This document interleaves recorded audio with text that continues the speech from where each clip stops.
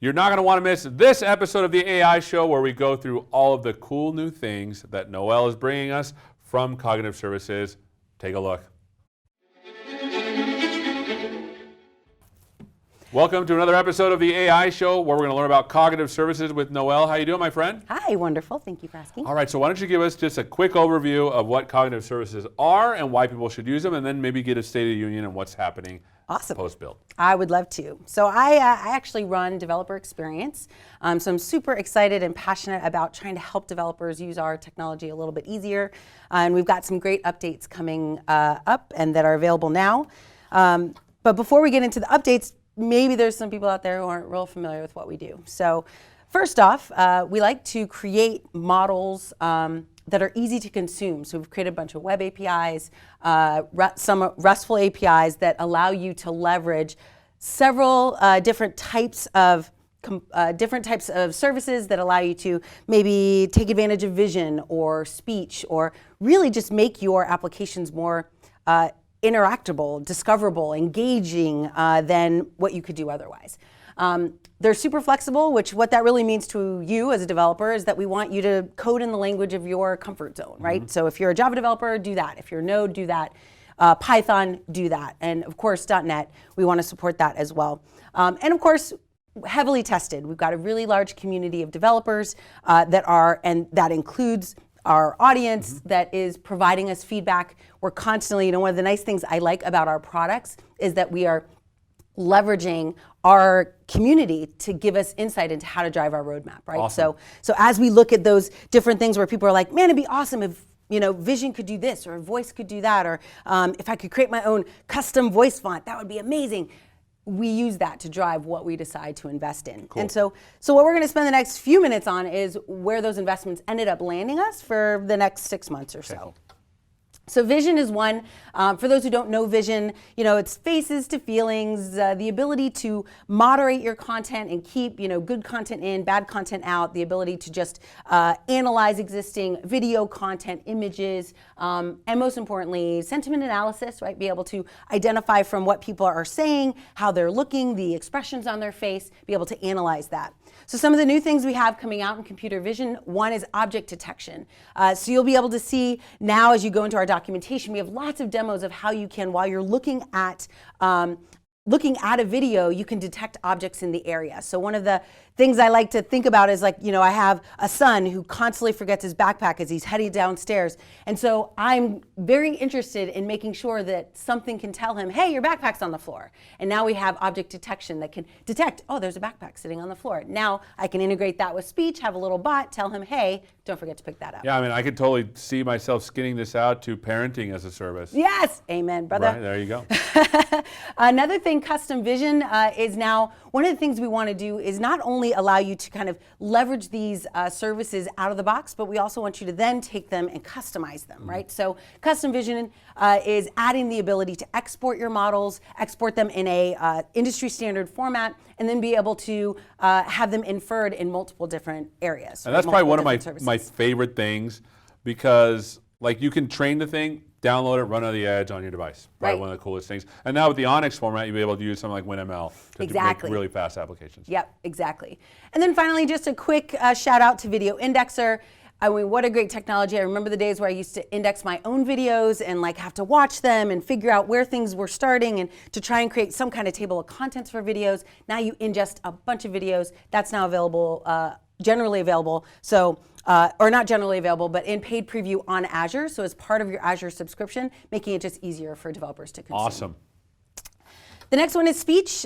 So again, for those developers who are kind of new to speech, this is the ability just to create a human interface, a voice interface for your technology. We've got some big updates here. We really want to Those who have used speech in the past probably recognize that we had a lot of different speech services. And this is the benefit of coming out of a research organization. We have lots of teams building the same thing, but we finally evolved to a point where we're centralizing all of that or unifying that into a single location. Yeah, so we'll have a single way of interacting, text to speech, speech to text, intent recognition, all of that will be in the same package. So that's, again, from a developer perspective, that's hugely important. Rather than having to track down and even chase down updates and what's moving. Right now we have a single place that we can look. This is awesome. Like the one I haven't tried yet that I really want to do is the voice output text to speech. To me, that's amazing that it can do that. Yes. Well, and just this morning I was looking at, we were building a bot and we wanted that bot, right, using the bot framework, awesome. But now we wanted it to be able to leverage, right, to not only take in text,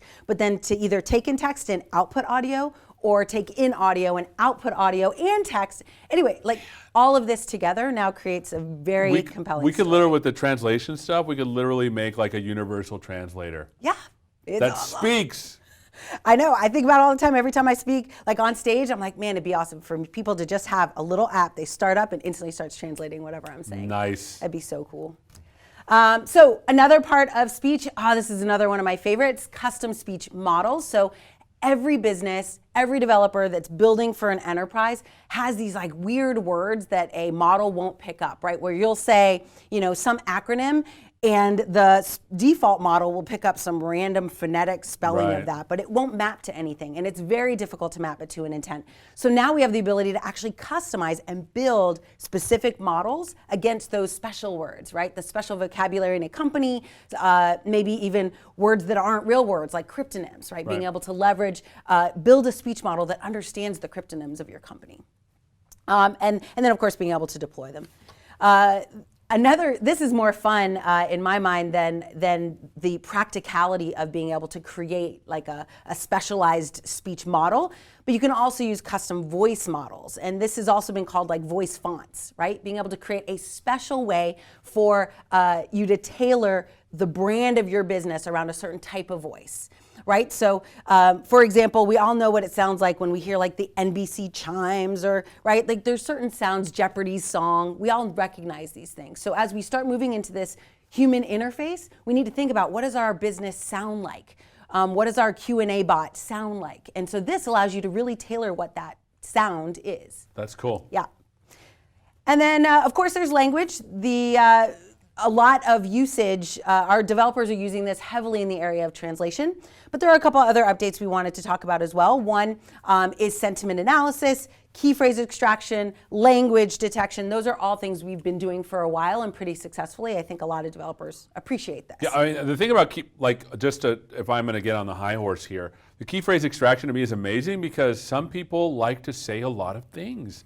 And if you're able to take out what's most important, you're able to make bots that can actually help people based upon what they say and what's most important. Right, and a lot of our content tends to be very verbose because some of us got kind of paid by page as opposed to by content. So this allows you to really isolate and leverage that information more effectively.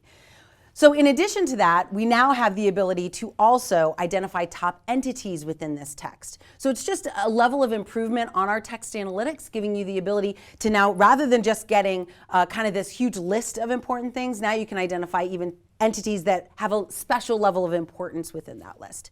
So it should help you classify to a greater extent.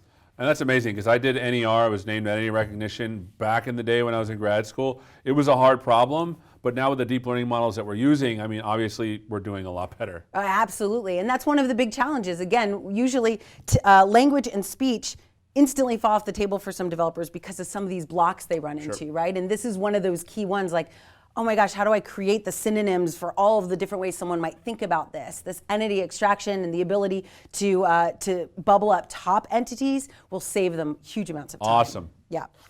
And then we have translator. Translator actually is what we're doing. The big thing that I want to call to your attention here is that we're simplifying the speech to intent process. So again, another hard problem we had to solve before. It was a lot of manual alignment, right, between what the user is saying and what we know they want to say or what they mean to say. So now we're able to automate that quite a bit. Translator text, of course, and translator speech. Again, they're doing very similar things. We're adding additional languages, we're increasing its availability, but really the ability to limit how much time you spend aligning intent is going to be a game changer, I think. Awesome. And then, of course, knowledge. This is a big one.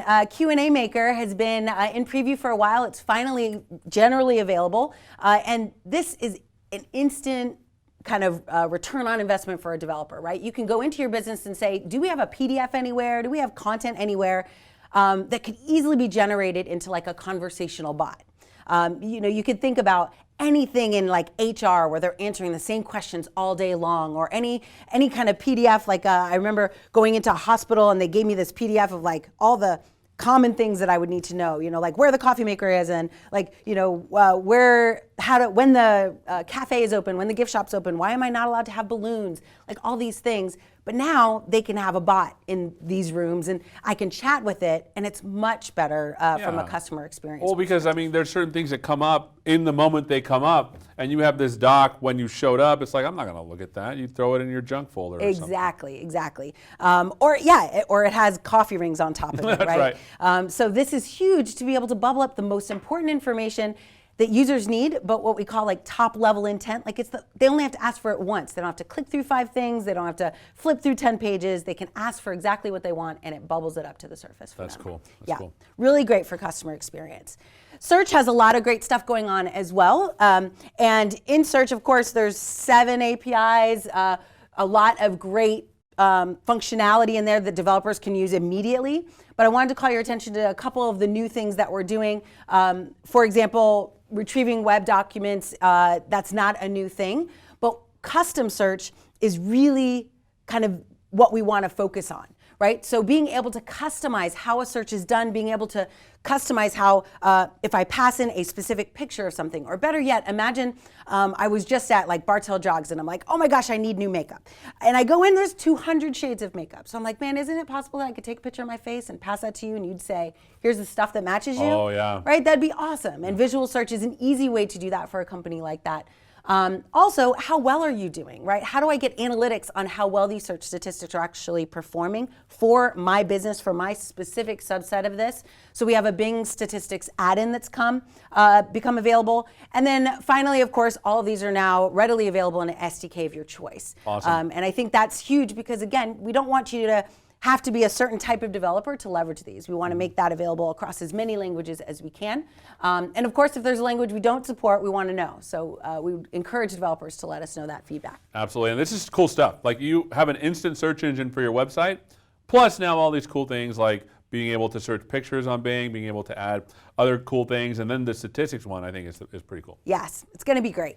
So we always like to kind of finish with some developer resources, but that really wraps up all of the cool new things that we've got going on right now. And yeah, thanks. Awesome. Thanks so much for spending some time with us. You have just gotten a lap around what's new in cognitive services. If you're not using them, you should start today. Absolutely. There's a free tier where you can start making calls and see if it's something you want to do. And just adding that little sprinkle of AI into your application makes everything a little bit better. Thanks so much for spending some time with us. Thanks so much for watching. You've been watching the AI show all about cognitive services. We'll see you next time. Take care.